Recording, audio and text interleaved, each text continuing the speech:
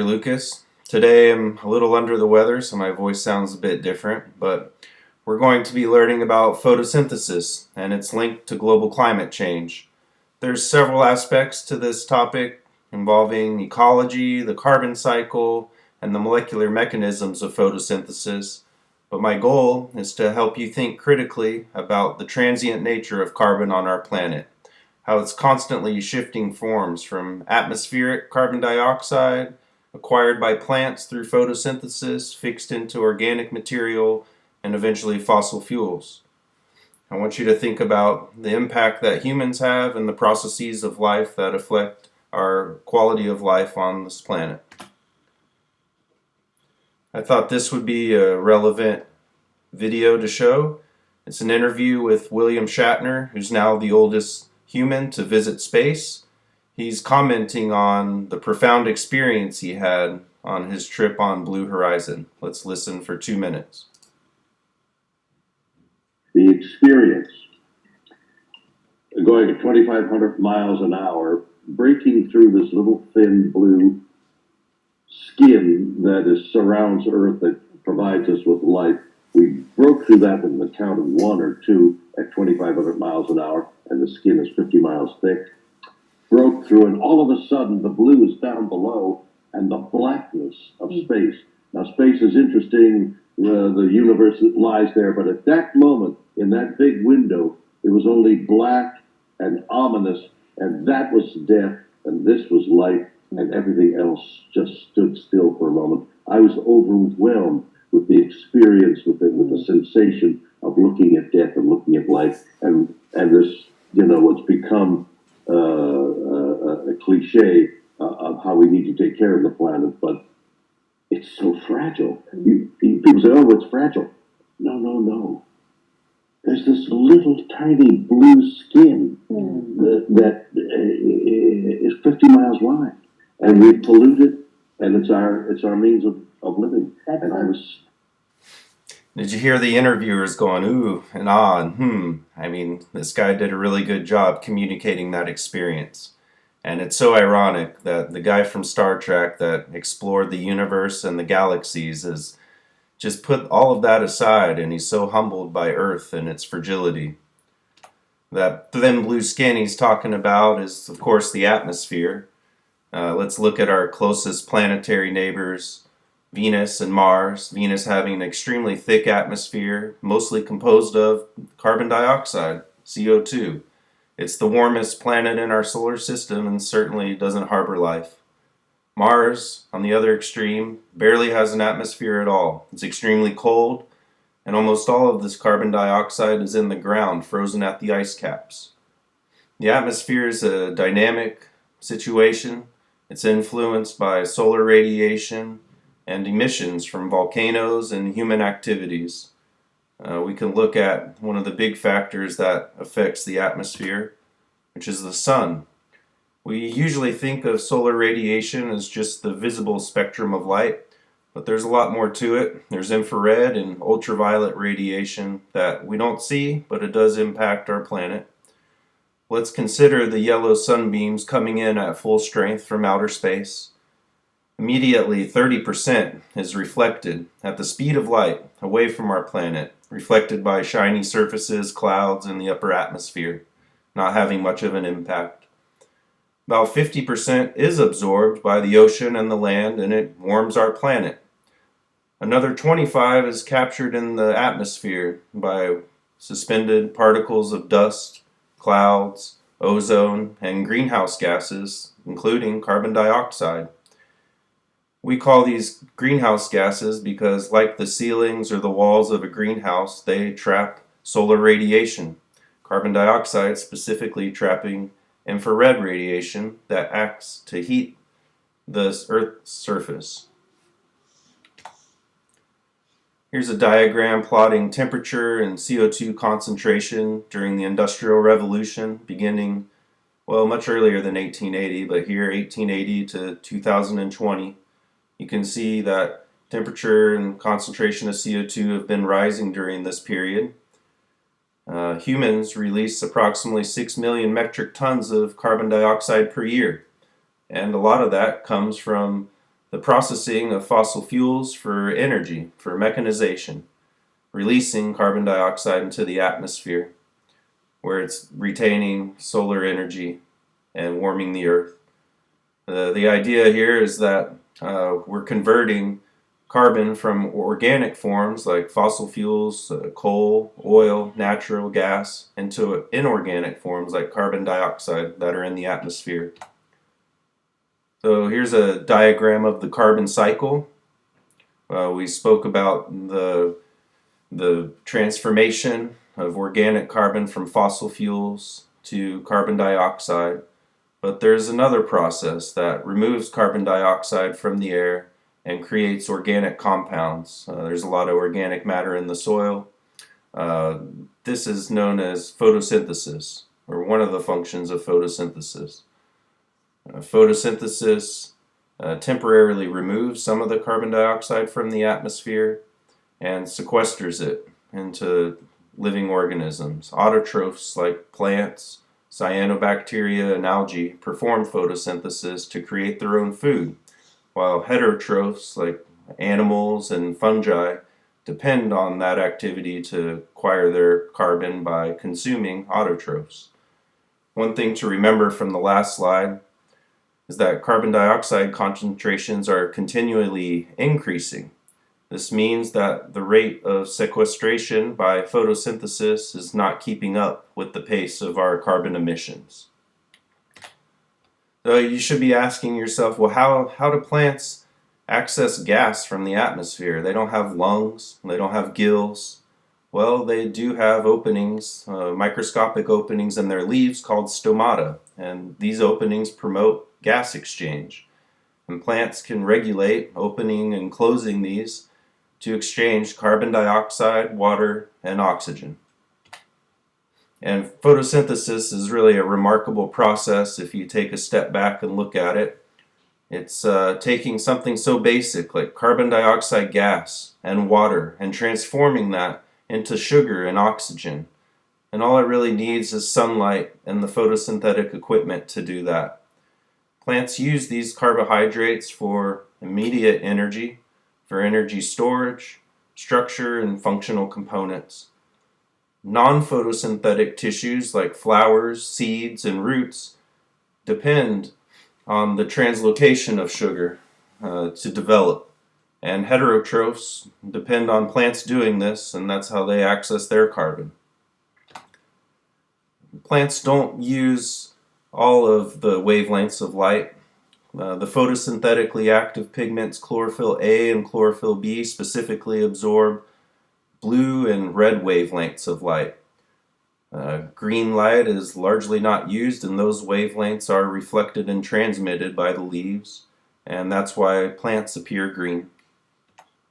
So now we'll discuss the location of photosynthesis. So if you think of a plant, plants have leaves, those are organs. Within the leaves are mesophyll cells. They contain a high abundance of chloroplasts, these organellar structures where photosynthesis occurs. Within chloroplasts are thylakoids. Thylakoids are those dark green stacked discs that have a lot of surface area. And those thylakoids contain photosynthetic pigments, chlorophyll, and other enzymes clustered in photosystems that perform the molecular reactions of photosynthesis.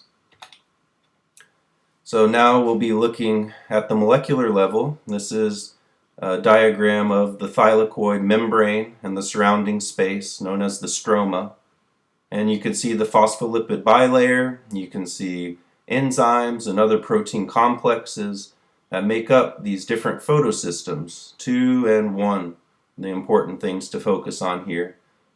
We call this part of photosynthesis the light reactions and the electron transport chain, and their purpose is to transform kinetic energy from light into chemical energy stored in the molecules ATP and NADPH.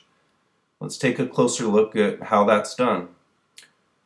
Light comes in and excites the chlorophyll molecules in photosystem 2, exciting them and focusing that energy into a reaction center that breaks down water into its substituent components, oxygen, which eventually diffuses through the stomata that we breathe. It also creates 2 hydrogen protons and 2 electrons. The hydrogen protons begin to accumulate within the thylakoid and create a high concentration relative to outside in the stroma, where there's a low concentration of hydrogen. These molecules, this concentration gradient is used to drive the enzyme ATP synthase. That enzyme acts on ADP and phosphorylates it to create ATP. So photosystem 2, the first part of the light reactions, is taking light and creating ATP, oxygen, and 2 electrons. So those 2 electrons that were split from the water travel through the electron transport chain and various protein complexes and replenish the activities of photosystem 1.